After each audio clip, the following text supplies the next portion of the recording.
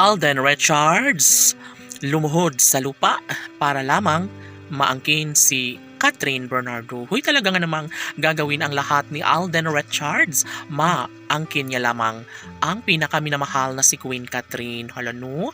Of course, hindi talaga po pwede na basta na lang na makalimutan ang sumpaan nilang dalawa ni Alden Richards at ng pretty girl na si Catherine Bernardo. Bagay lamang na kanilang mapagtagumpayan ang lahat dahil deserve ni Alden Richards ang lumigaya sa piling ni Queen Catherine. Of course, ito na nga siguro umano ang isa sa pinakahinihintay at pinangarap ng lahat na makatuluyan na sana ni Alden si Catherine. OMG!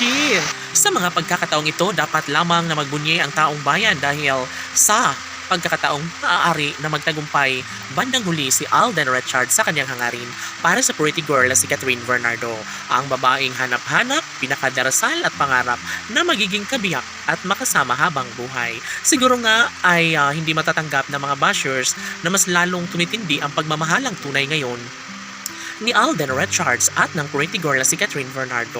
Sabi nga nila na ito na nga siguro umano ang pinaka-the best sa lahat na magkaroon ng pagkakatagumpay sa kanilang relasyon. Of course, ninanais ng dalaga at binata na magkaroon nga sila ng habang buhay na pagmamahalang tunay na nagbibigay saya at kaligayahan sa lahat. Sabi nga nila na hindi po pwede na basta na lang na umatras si Alden sa kanyang pangako para kay Catherine dahil sa unang pag-ibig nila ni Alden at Catherine, naniniwala umano silang mangyayari at maisakatuparan din bandang huli ang isa sa pinakahinihiling at pangarap ng lahat.